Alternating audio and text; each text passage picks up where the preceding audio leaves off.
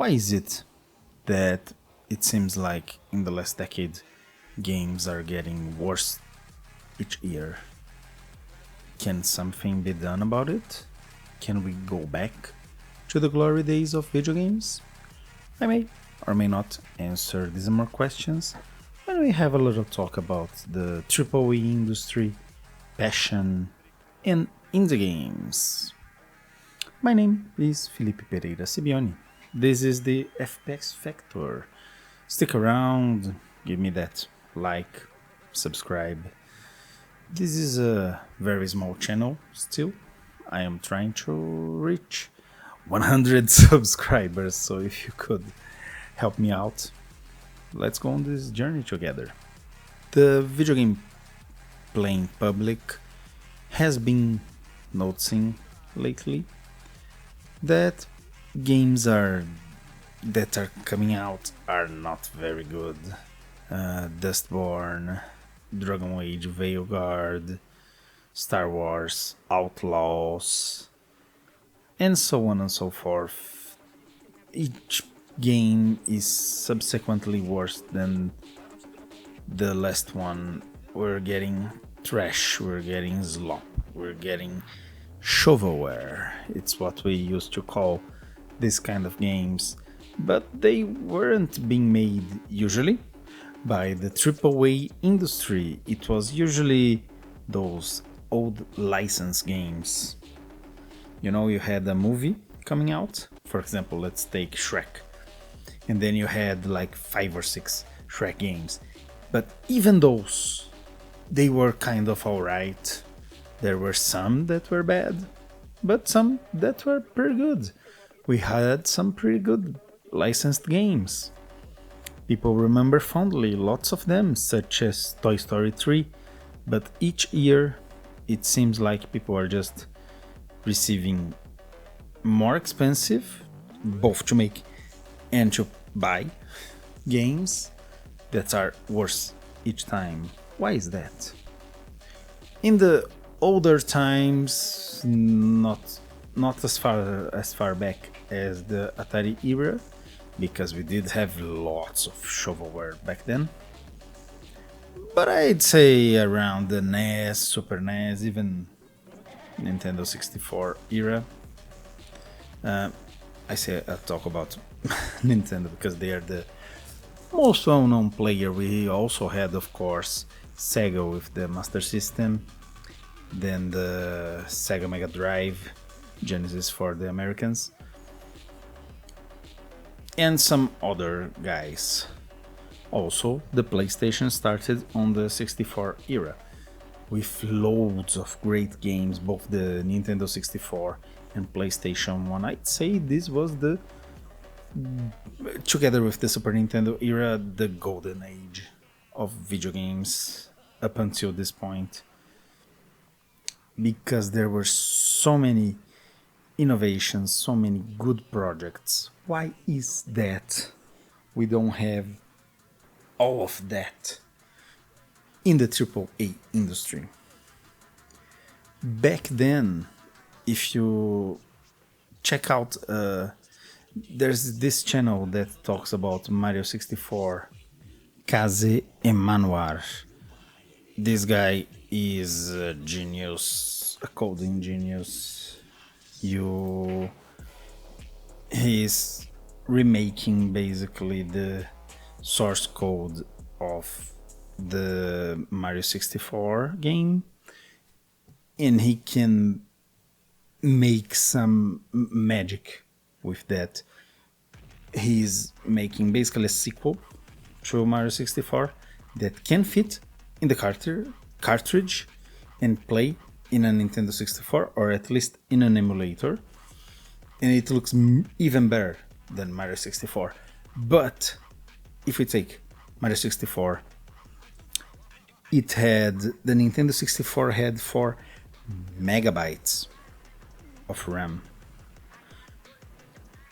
Any device you are watching this in, be it a computer, a smart TV, a smart fridge, your cell phone, anything, it's gonna have at least 1 giga byte. That's 1000 megabytes. 1024. At least 1 gigabyte. If it's a computer that can play games, you will have at least 16 nowadays. How could the developers of Mario 64 fit the entire game, coding, music, graphics, all the levels, all the enemies, all the bosses, all the interactions in 4 megabytes of storage? No, wait. How could they fit the whole processing of the game in 4 megabytes of RAM? How could they fit, if I'm not mistaken, each Nintendo 64 cartridge is around 64 also megabytes? I just checked. A Nintendo 64 cartridge could hold between 4 and 64 megabytes for the biggest ones. They were used for Resident Evil 2 and Conker's Bad Fur Day. Those are enormous games with lots of stuff in it.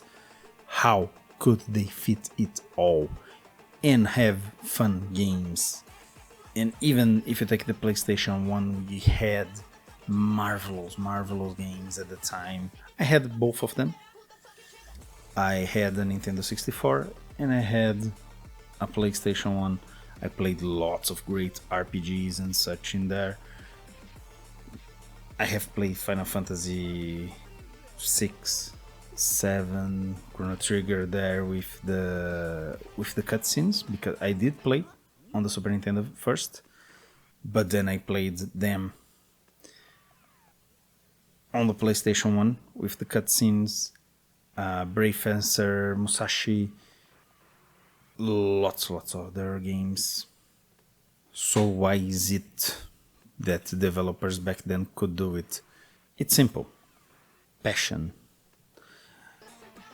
Whenever we see, we are looking for passionate people to join our project, it's not only that people are looking for someone who will give their blood to the company, but sometimes passion is needed.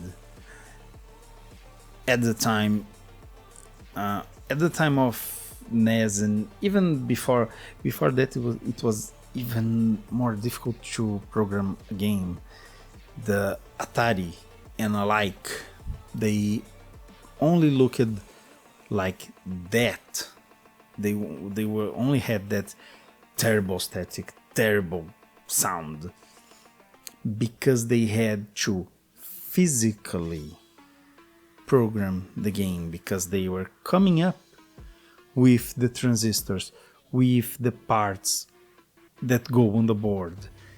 It was very hard. So you had no artists, you had no composers. They were all just trying to do their best, but they were programmers. They were not artists.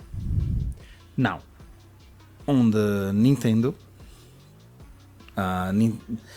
the NES era and onwards, and especially Super Nintendo, you had dedicated artists that drew the pixels in marvelous fashion. If you take a look at Street Fighter 2's arenas, for example, it's a sight to behold. Even the simpler games like Mario World, it still looks great. You had the constraint, you had some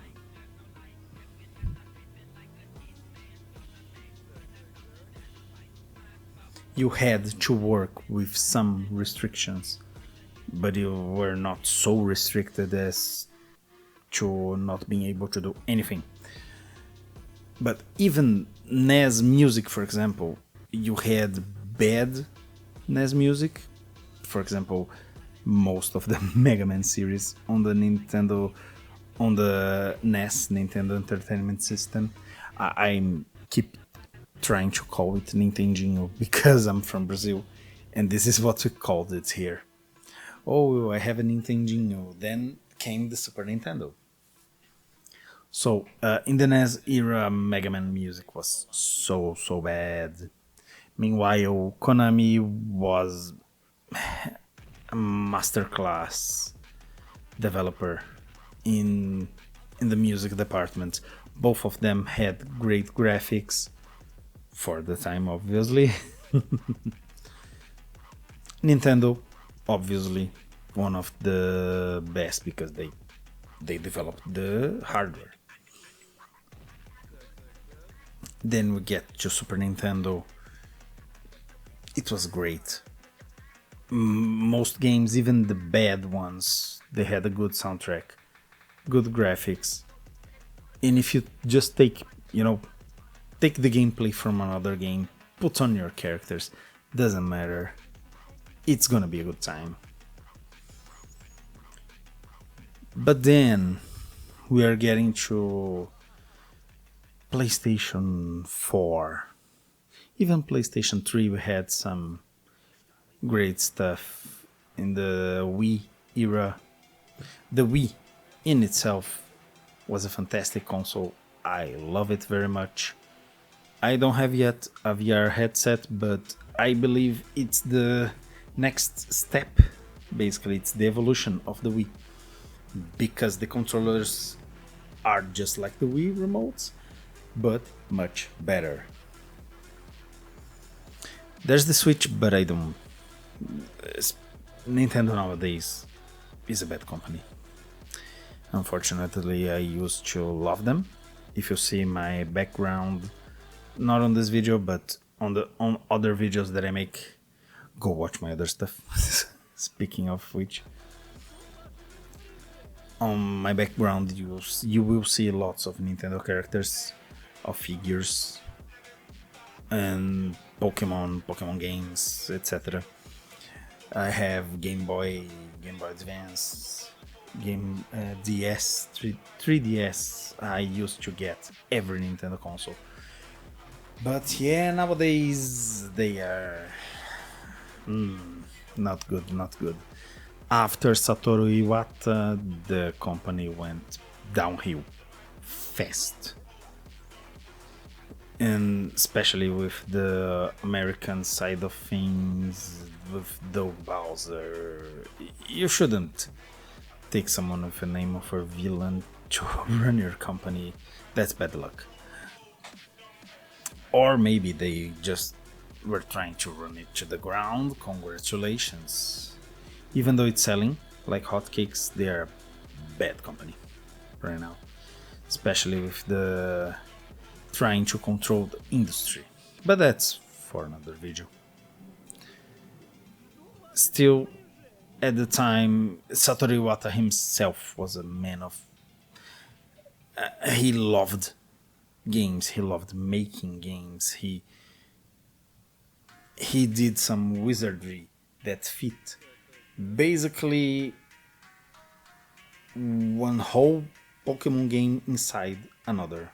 If you know the story, the first Pokemon game is in Kanto, the second one is in Johto, but he helped the team code in such a way that they had space to fit the whole of Kanto in the Johto games.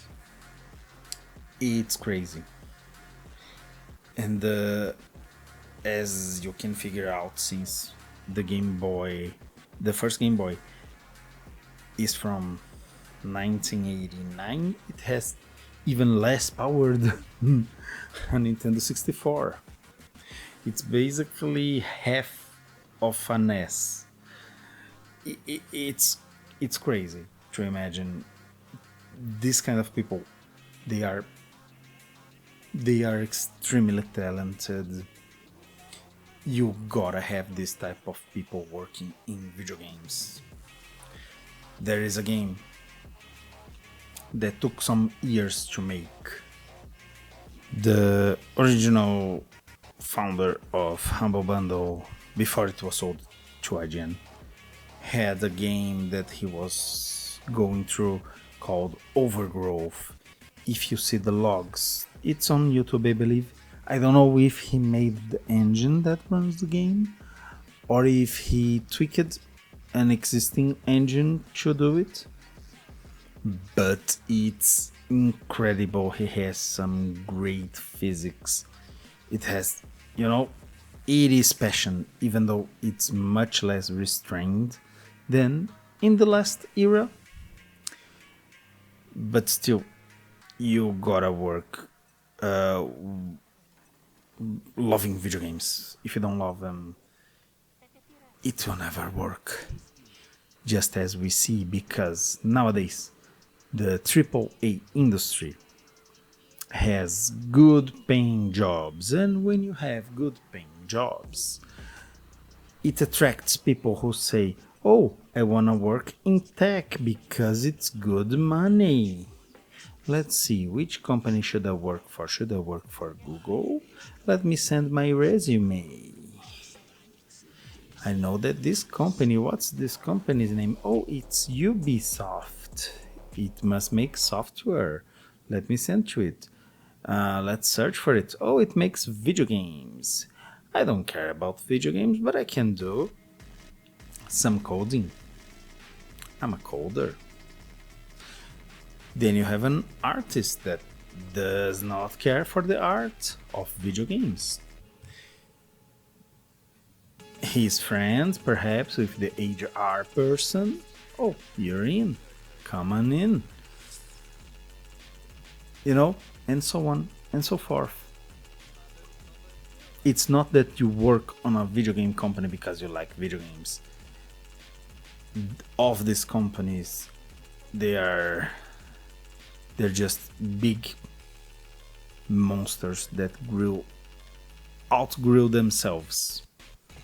Whenever you have teams of hundreds, even sometimes thousands of people, like the aforementioned Ubisoft, you simply cannot do art with your heart, with a passion. This is why nowadays the gaming industry is collapsing, and people do notice. We noticed it, even though the mouthpieces of the gaming industry, the gaming journalists, in quotes, they try to gaslight, belittle us, and say, shut up and give us your money. Yeah, it's not working out. We even had, I think it was today or yesterday, as the launching of this video, of course, that the guy from the YouTube channel Second Wind, who doesn't basically do anything, he's just second fiddle to Yahtzee. Without him, he wouldn't be anything, basically. He called out the industry to go against the game players. Because remember, kids, gamers are over. Since the first start of Gamergate. Gamergate also not over, not dead. There are still 40 or so gaming journalists out there. They're still doing their spreading of gaming journalism. So our job is not over. So even though the gaming journalists try to make us fall for the shovelware, it doesn't work because we have eyes. It's pretty easy to tell if you are accustomed to playing games, if a game look to be fun, look to be a game that's fun to play, that's good to play, that you will enjoy. simply by watching a gameplay trailer most of the time. That's another issue. Sometimes, lots of times, publishers use to put just cinematic trailers, etc., etc. You can't even see what's going on. You have no idea what the game is like. That's actually an old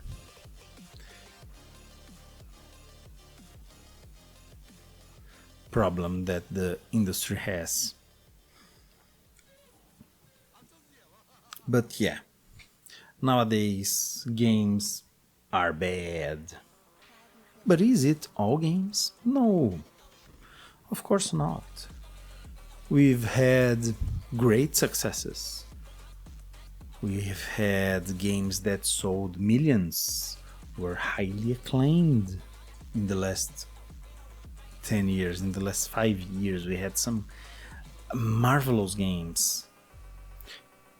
Some that even gaming journalists have to concede the victory to. For example, Baldur's Gate 3, Expedition 33, Hollow Knight, Silk Song. These are very recent examples of very good games that did much, much better than the other ones. The Unknown Nines, Unknown Number 9, or something like that. I don't remember it. It's going to be kept unknown. So much better than these games. The Concord. I just remember Concord existed.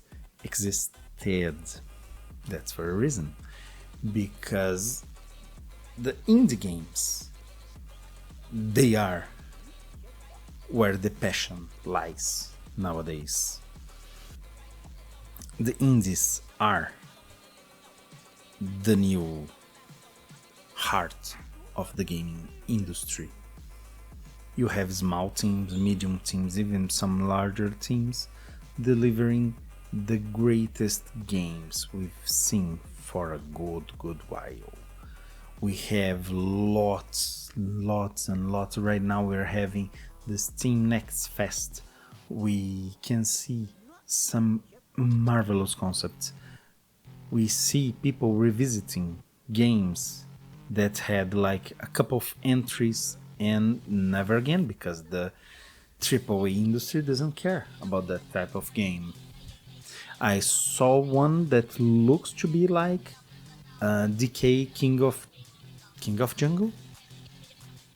I don't remember the game. It's one where DK rotates to grab. He walks basically on the walls. He rotates to the left and to the right. I think I saw one of this. We had lots and lots and lots of great games. If you wanna check out some of these great games, check out my A Good Look At series of videos, because there are some marvelous stuff. Nowadays, consider the indies, they are the new face of the industry. Check out games, check out good games, wait for games to go on sale, don't buy games for $70, $80, because as you buy those games, they will keep making them, costing that much, and increasing the price. If you take, for example, once again, Silk Song, the first Hollow Knight costs $15. This one, $20. Yeah, it's a full game. Not even DLC, etc.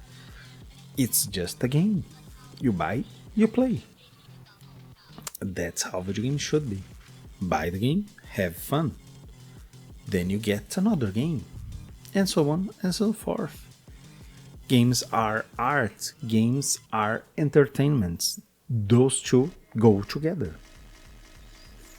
Don't let the gaming journalists tell you what to buy.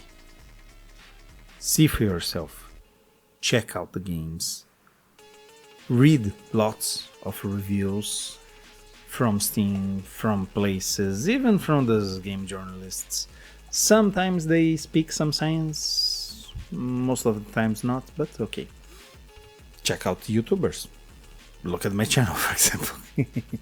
But yeah, it's just don't consider only AAA being the industry. Remember the commandments. I do have the top 10 plus gaming commandments. One of them is the industry is not AAA only.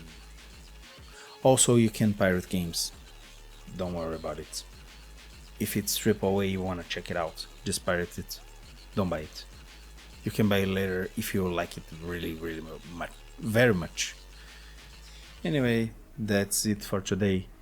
Thank you so very much for watching, and until next video. Bye bye. Thank you.